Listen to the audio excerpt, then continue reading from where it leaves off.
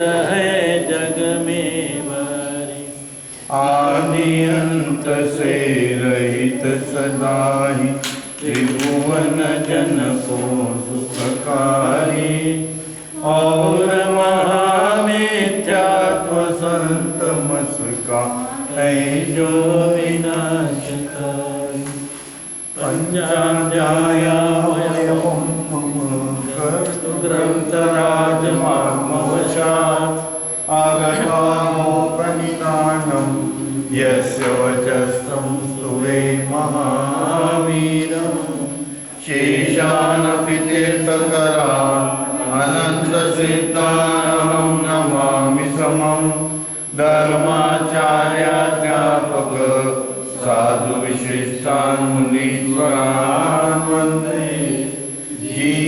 जैनं शासनम् अनादिनिधनं सुवन्द्यमनवद्यं। यदपि च पुमदारातिनादयं धूमध्वजोपमं इति वन्दितपञ्चकुरु कृतमङ्गलसत्क्रियः एष पुनः नाम्ना पञ्चाध्यायी। प्रतिजानिते चिकीर्षितं शास्त्रम् अत्रान्तरङ्गहेतु यद्यपि भावकवे विशुद्धतरा। हेतोस्तथापि हेतु साध्वी सर्वोपकारिणी बुद्धि।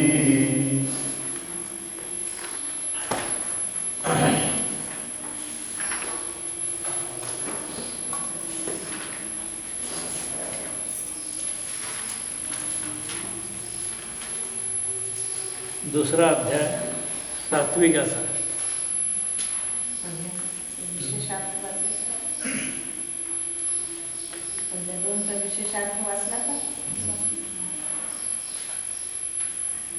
वाचता का?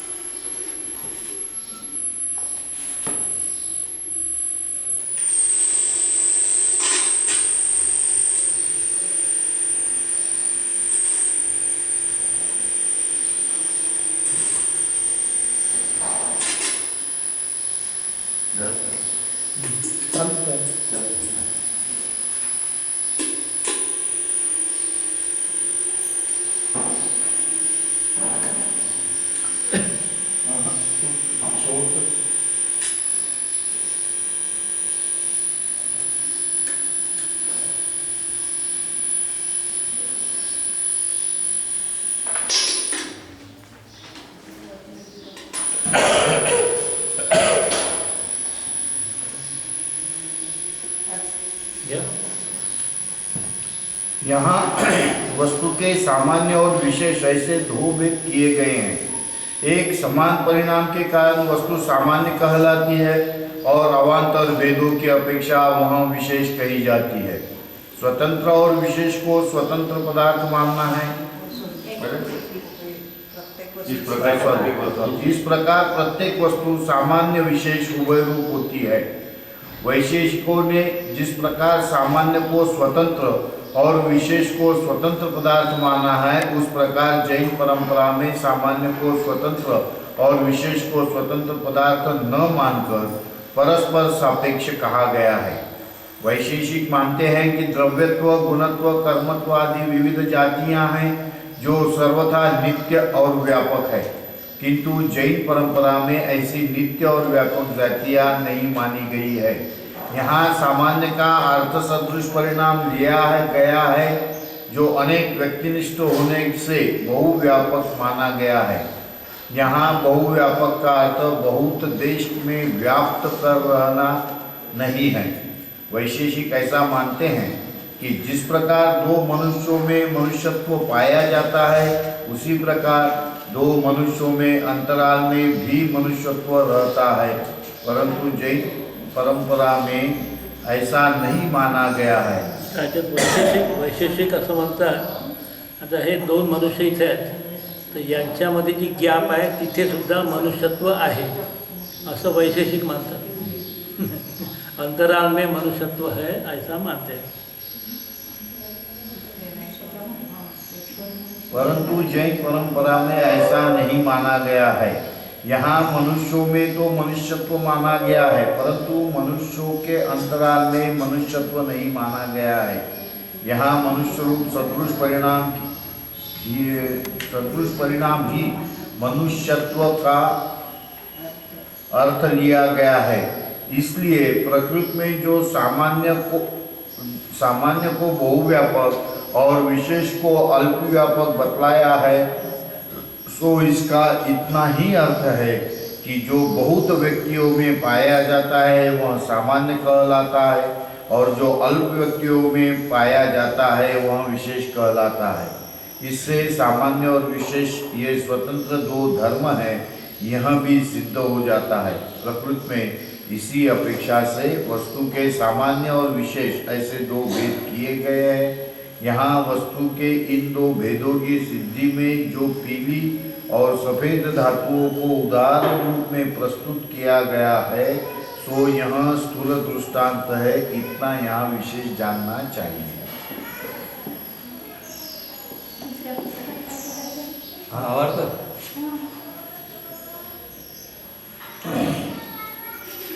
सामान्य दो प्रकार का है, एक तिर्यक सामान्य, दूसरा ऊर्ध्वता सामान्य। वस्तुओं के समान परिणाम को ही तिर्यक सामान्य कहते हैं। जिस प्रकार काली, पीली, नीली, सफ़ेद, चितकबरी, खंडी, मुंडी आदि सभी तरह की गौओं में उसका एक सा ही गोरूपी परिणाम है, इसलिए सभी को गौ कहते हैं। वास्तव में देखा जाए तो काली गौ का परिणाम काली में ही है, पीली का पीली में ही है। इस तरह सभी गौओं का परिणाम जुदा जुदा है, परंतु जुदा जुदा होने पर भी समान है, इसलिए उस समानता के कारण सबको गौ शब्द से पुकारते हैं। इसी का नाम गोत्व सामान्य है। समान परिणाम को छोड़कर गोत्व जाति और कोई वस्तु नहीं है। पूर्व और उत्तर पर्याय में रहने वाले द्रव्य को ऊर्ध्वता सामान्य कहते हैं। जिस प्रकार की एक मिट्टी के घड़े को फोड़ देने से उसके दो टुकड़े हो जाते हैं, फिर छोटे छोटे अनेक टुकड़े हो जाते हैं, उन टुकड़ों की धूली हो जाती है। इस प्रकार और भी कई अवस्थाएं हो जाती है, परंतु मिट्टी सब अवस्थाओं में पाई जाती है। कॉमन जो आहे, कॉमन फॅक्टर सामान्य जो आहे त्याला ऊर्ध्वता सामान्य म्हटलेलं आहे। आणि तिर्यक सामान्य आणि प्रत्येकाचे जे विशेष विशेष गुण आहेत, विशेष विशेष पर्याय जे होते त्याला तिर्यक सामान्य. त्याला तिर्यक सामान्य. तिर्यक सामान्य का तिर्यक वेद? तिर्यक सामान्य. सामान्य. सामान्य. दोन सामान्य दोन प्रकार केले, एक ऊर्ध्वता सामान्य आणि तिर्यक सामान्य. तर तिर्यक सामान्यामध्ये हे काल आपण पाहिले होते सगळे तिर्यक सामान्य, अस्तित्व, नास्तित्व, एकत्व हे प्रत्येक वस्तूमध्ये हे त्याचे अलग अलग आहेत प्रत्येक वस्तू, आणि त्याचा जो मूळ स्वभाव आहे. जसं गायीचं उदाहरण दिलं त्यांनी की वेगवेगळ्या कलरची गाय असते, तर ती वेगवेगळ्या कलरची असणं हा तिर्यक सामान्य आहे. सामान्य त्याच्यामध्ये गोत्व हे सामान्य आणि गोत्व सामान्य आहे, तो ऊर्ध्वता सामान्य झाला. तिर्यक सामान्य.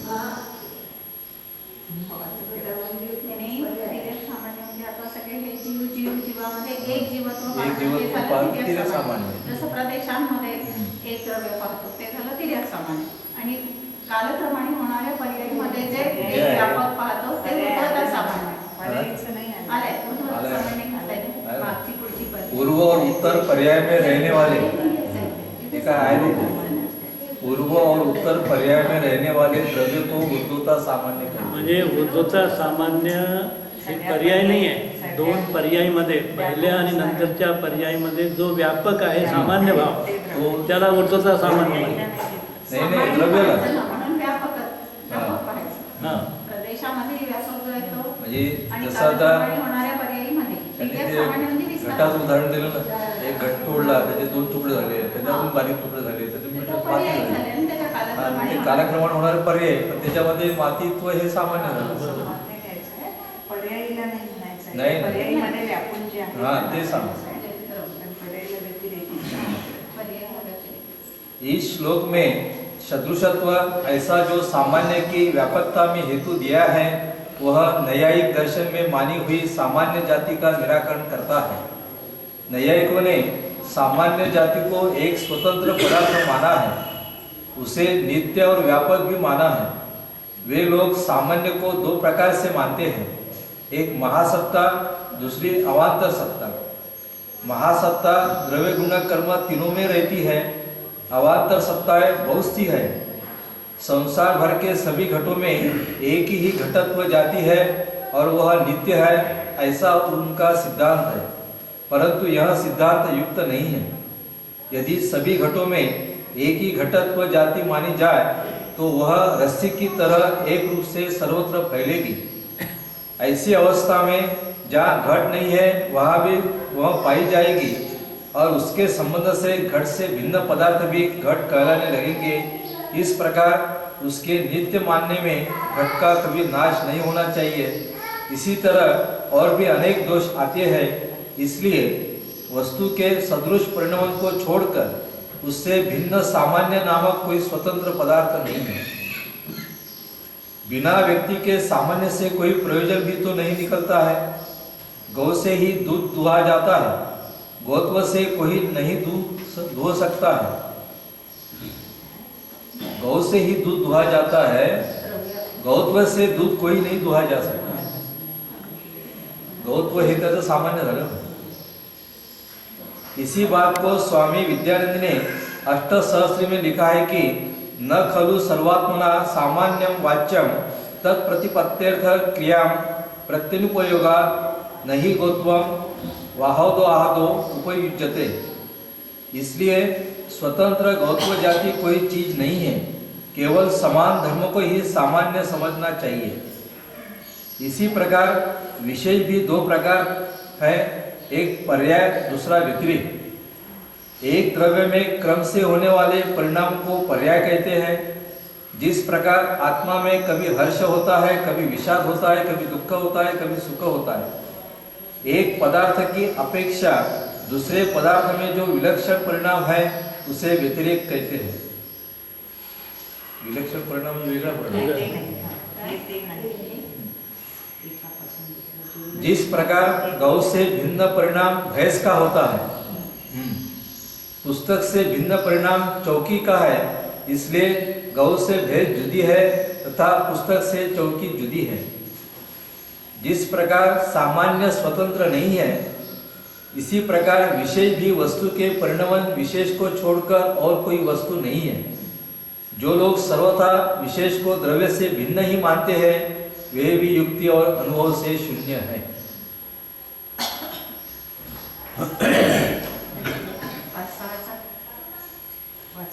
तीन चार का भाव था। त्याच्यातला वाचन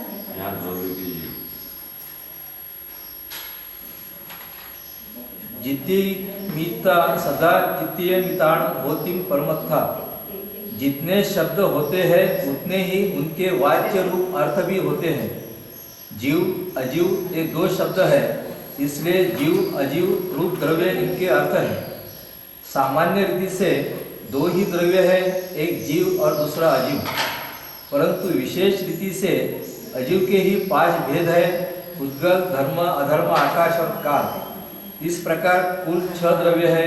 इनमें जीव द्रव्य तो ज्ञान दर्शन वाला है, बाकी के द्रव्य ज्ञान दर्शन रहित है, इसलिए जीव को छोड़कर सब अजीव में ग्रहण कर लिए जाते हैं। यद्यपि आत्मा अनंत गुणात्मक अमूर्त पदार्थ है, इसलिए उसका प्रत्यक्ष नहीं हो सकता। तथापि अनादिकाल से मूर्त कर्मों का संबंध होने से संसारी आत्मा शरीर में अनुमान, प्रमाण और स्वानुभव से जाना जाता है।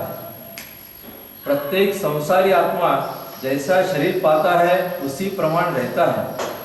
जिस शरीर में आत्मा है वही शरीर जीवित शरीर कहलाता है। जीवित शरीर में जो जो क्रियाएं होती है वे ही क्रियाएं आत्मा की सिद्धि में प्रमाण है। किसी बात के विषय में प्रश्न करने पर ठीक ठीक उत्तर मिलने से तथा समझ पूर्वक काम करने से, चतुरता पूर्वक बोलने से आदि सभी बातों से भले प्रकार सिद्ध होता है कि शरीर विशिष्ट आत्मा जुदा पदार्थ है और घट पटाधिक जड पदार्थ जुदे हैं. हे तिसऱ्या आणि चौथ्याचं झालं. पाच सहा 5 आणि 6. मैं सुखी हूँ अथवा मैं दुखी हूँ, इस प्रकार आत्मा में मानसिक स्वसंवेदन प्रत्यक्ष होता है. सुख दुख का अनुभव ही आत्मा को जड़ से भिन्न सिद्ध करता है. घट वस्त्र आदि जड़ पदार्थों में सुख दुख की प्रतीति नहीं होती है, इसलिए वे जीव भी नहीं है. इस व्यतिरेक व्याप्ति से सुख दुख आदि का अनुभव करने वाला जीव पदार्थ ही सिद्ध होता है. जीवाची सिद्धी झाली. 1 मिनिट.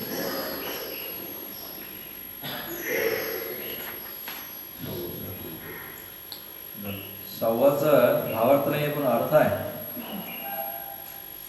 जीव अस्थि स्वसंवेदन प्रत्यक्षत्वा पूर्वोक्त श्लोक के अनुसार इस अनुमान से जीव की स्थिति होती है.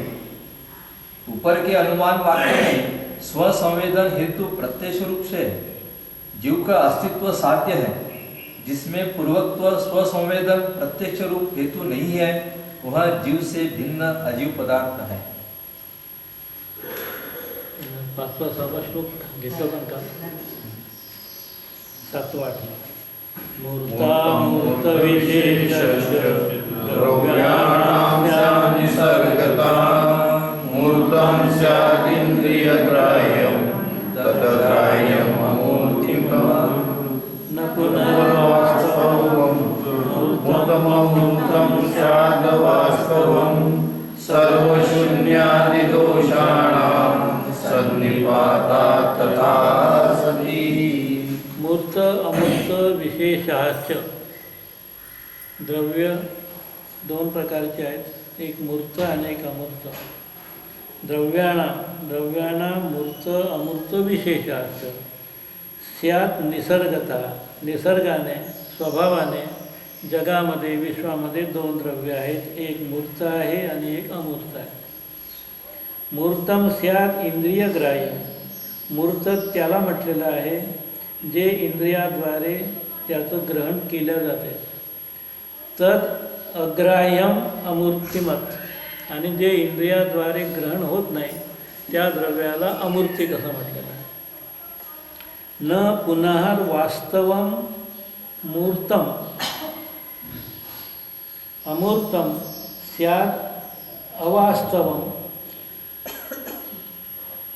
सर्व शून्यादि दोषांना. जर वास्तवम मूर्तम आणि अमूर्तम की जे मूर्तिक द्रव्य आहे तेच वास्तविक आहेत, त्याचंच अस्तित्व आहे, आणि ज्याला तुम्ही अमूर्तिक मानता ती कल्पना मात्र आहे, त्याचं अस्तित्व जगात नाही अशी शंका करत असाल तर सर्व शून्यादि दोषांना. सर्व शून्य म्हणजे आत्मा तिथे राहणार नाही, आणि हे धर्म अधर्म आकाश काल वगैरे हे द्रव्य हे सर्व अमूर्तिक आहे. अमूर्तिक केवळ अमूर्तिक आहे म्हणून त्यांची सत्ता जर नाकारली तर सर्व शून्य दोष असा येईल. जगामध्ये कोण राहील? मूर्तिक आहे, पुद्गल आहे, दगड धोंडे राहील, दुसरा कोणी राहणार नाही जगामध्ये. कारण जे मूर्त आहे तेच मानायचं, जे अमूर्तिक आहे ते मानायचं नाही असं म्हटलं तर सर्व शून्यादि दोषांना. सर्व शून्यता दोष येईल आणि सन्निपात म्हणजे सर्व शून्यते आपत्ती येते. तशा प्रकारे त्या दोषाचा सन्निपात होईल, तो दोष तसा उत्पन्न होईल.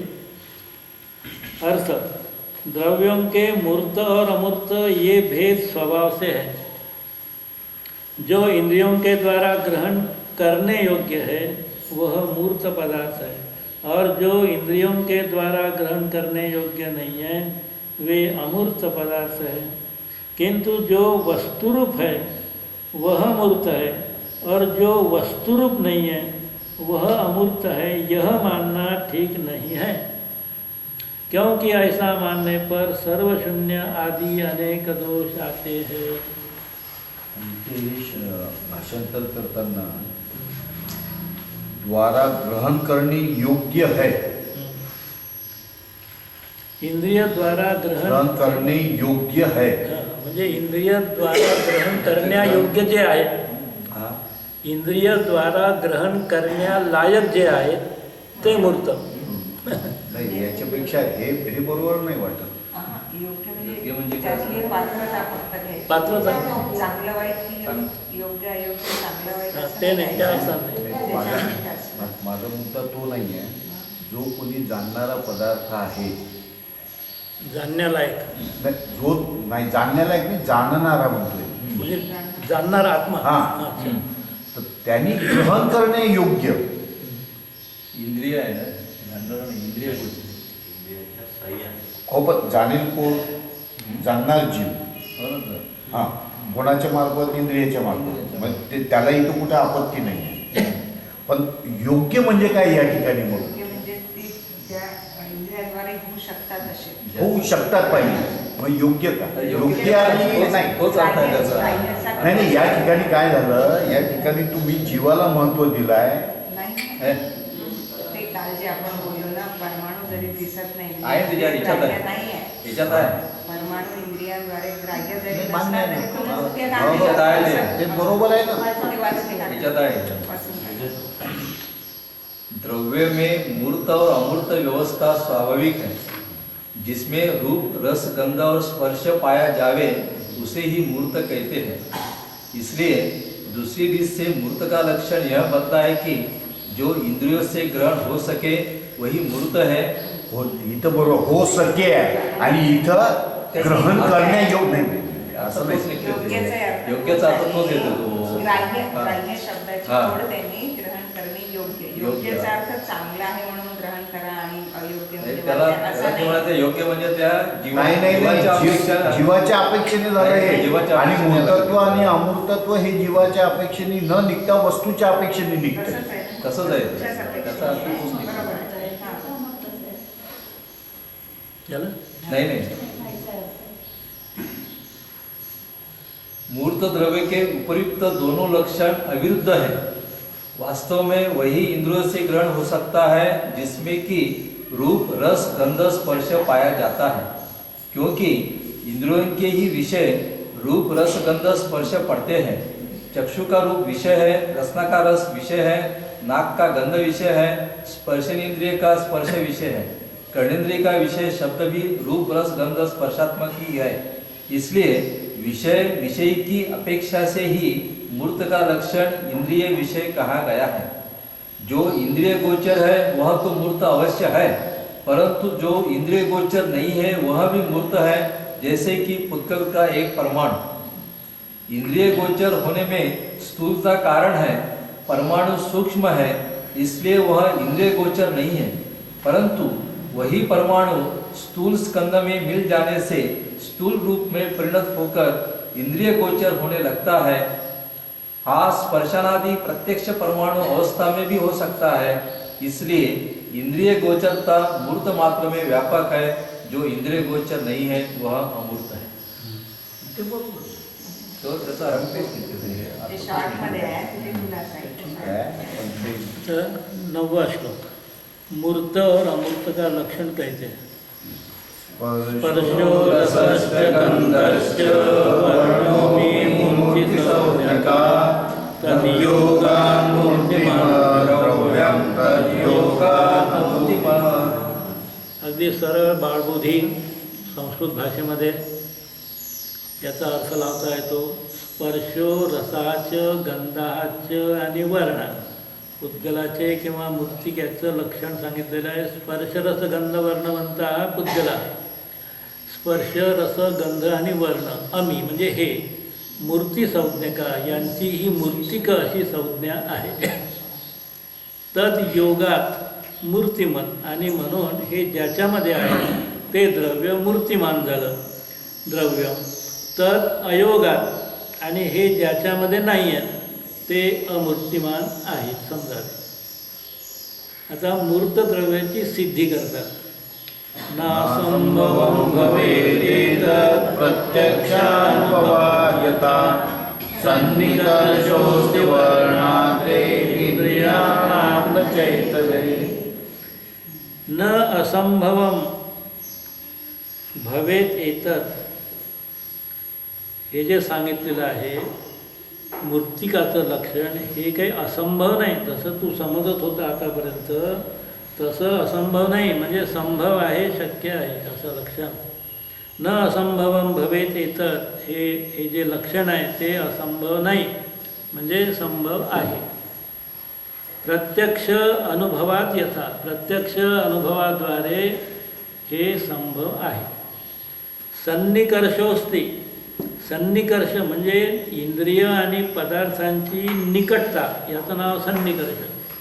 सन्निकर्षो अस्ति वर्णाद्यैहि इंद्रियाणां, वर्णादी विषयांचा इंद्रियासोबत सन्निकर्ष म्हणजे निकटता असते. न च इतरैहि, आणि जे अमूर्तिक आहे त्यांच्याशी सन्निकटता राहत नाही इंद्रियाची. यह बात असंभव भी नहीं है, क्योंकि प्रत्यक्ष और अनुभव से इसकी सिद्धि होती है. हम देखते हैं कि इंद्रियों का रूपादि के साथ सन्निकर्ष होता है, किंतु इतर गुणों के साथ नहीं होता. विशेषार्थ वसुधा, यहाँ द्रव्यों के मूर्त और अमूर्त ये दो भेद सिद्ध करके बतलाए गए. एक चार्वाक को छोड़कर शेष सब आस्तिक दर्शनकारों ने द्रव्यों के इन भेदों को स्वीकार किया है. उन्होंने इनका भेदक यह लक्षण माना है कि जो इंद्रियों के द्वारा ग्रहण करने योग्य है वे मूर्त द्रव्य है, और जो इंद्रियों के द्वारा ग्रहण करने योग्य नहीं होते वे अमूर्त है, अमूर्त द्रव्य है. यद्यपि परमाणु आदि का इंद्रियों द्वारा ग्रहण नहीं होता तो भी उनमें ऐसी योग्यता पाई जाती है जिससे उनके स्कंद रूप हो जाने पर उनका इंद्रियों के द्वारा ग्रहण होने लगता है, इसलिए वे भी मूर्त है. परंतु चार्वाक मूर्त और अमूर्त के इस भेद को नहीं मानता. वह मूर्त द्रव्यों को वास्तविक और अमूर्त द्रव्य को अवास्तविक मानता है. उसने इस विषय में एक इंद्रिय प्रत्यक्ष को ही प्रमाण माना है. उसका कहना है कि मूर्त द्रव्यों का ही इंद्रियों द्वारा ग्रहण होता है, इसलिए वे ही वास्तविक है. अमूर्त द्रव्यों का इंद्रियों द्वारा ग्रहण नहीं होता, इसलिए वे वास्तविक नहीं है. किंतु उसका ऐसा मानना ठीक नहीं है, क्योंकि अनुभव के आधार से अमूर्त पदार्थ की सिद्धि होती है. इस तरह जगत में मूर्त और अमूर्त दोनों प्रकार के पदार्थ है, यह निश्चित होता है. भावार्थ फक्त केलंय, भावार्थ एका वाक्यातच आहे.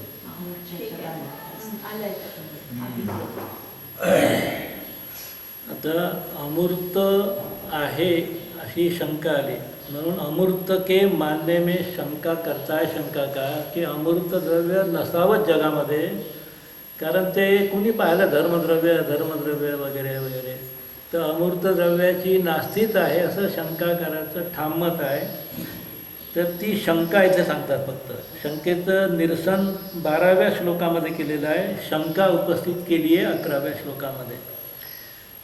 मूर्तात् सद्भावे किं प्रमाणं वदाजना यद्विनापि इंद्रियार्थानां सन्निकर्षात् पुष्पवत्. ननु अमूर्त अर्थ सद्भावे किम प्रमाणम. ननु म्हणजे खरोखर, अमूर्त अर्थ, अर्थ म्हणजे पदार्थ, अमूर्त द्रव्य आहे, सद्भाव म्हणजे त्याचा आहे जगामध्ये, ह्या तुझ्या वचनाचं काय प्रमाण आहे. काय प्रमाण आहे म्हणजे काय प्रूफ आहे, काय तुझ्याजवळ त्याचं हे आहे. वद म्हणजे सांग, अद्य म्हणजे आता, नहा म्हणजे तू आता हे सांग की जो अमूर्त करू लागला त्याची सिद्धी कशी करायची, तो कसा सिद्ध आहे तुला माहीत आहे का. यद विना अपि इंद्रियार्थाना, इंद्रियाच्या विना सन्निकर्षात ख पुष्पवत, म्हणजे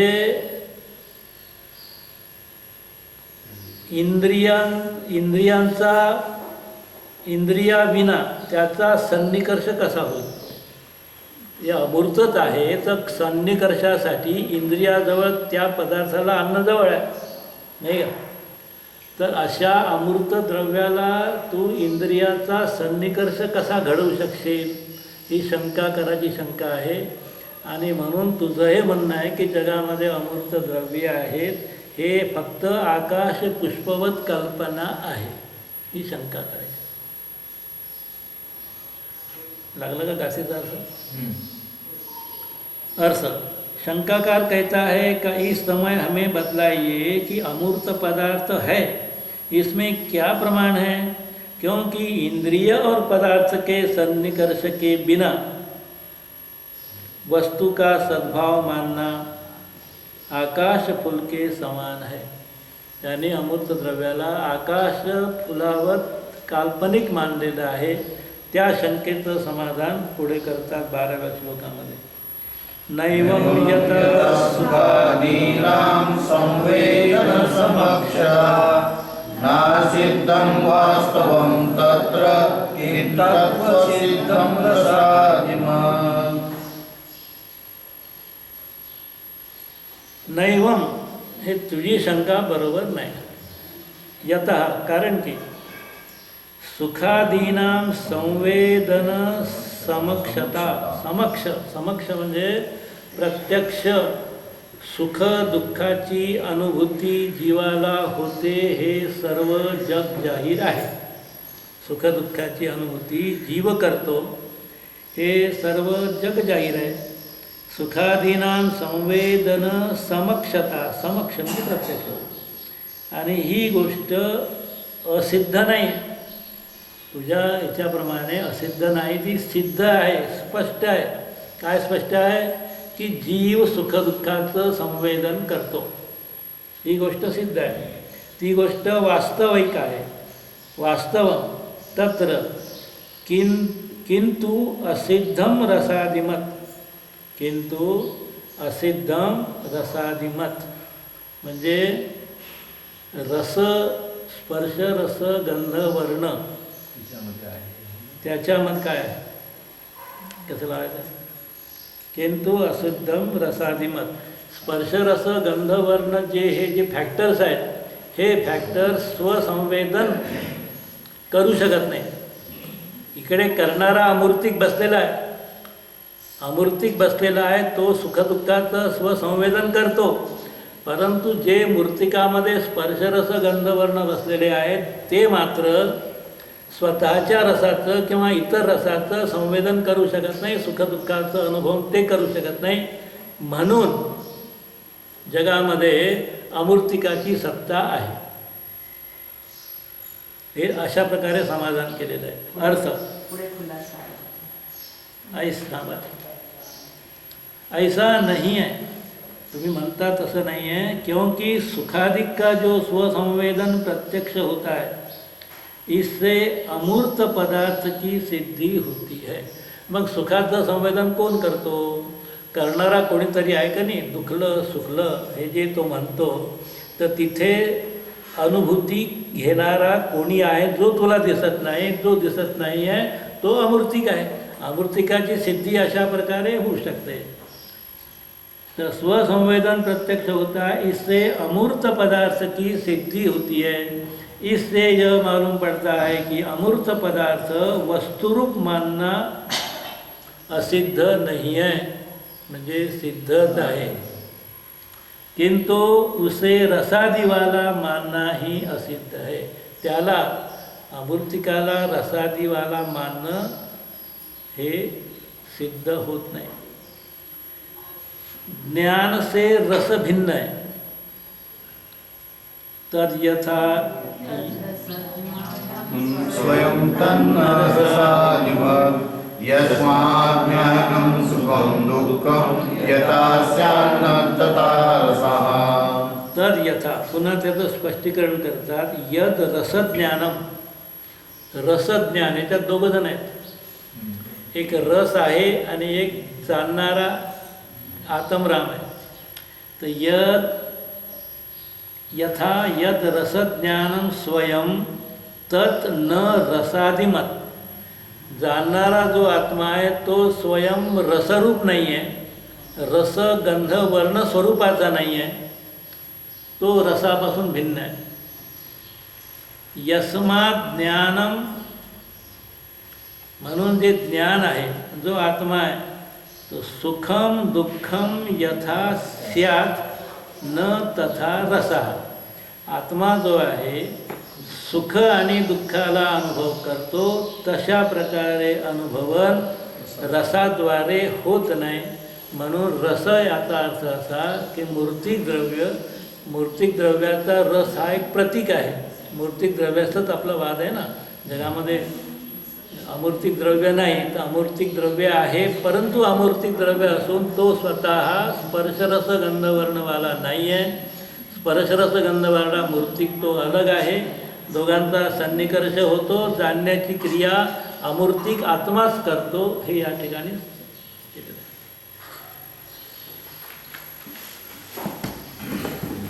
छोटं भजन म्हणतो.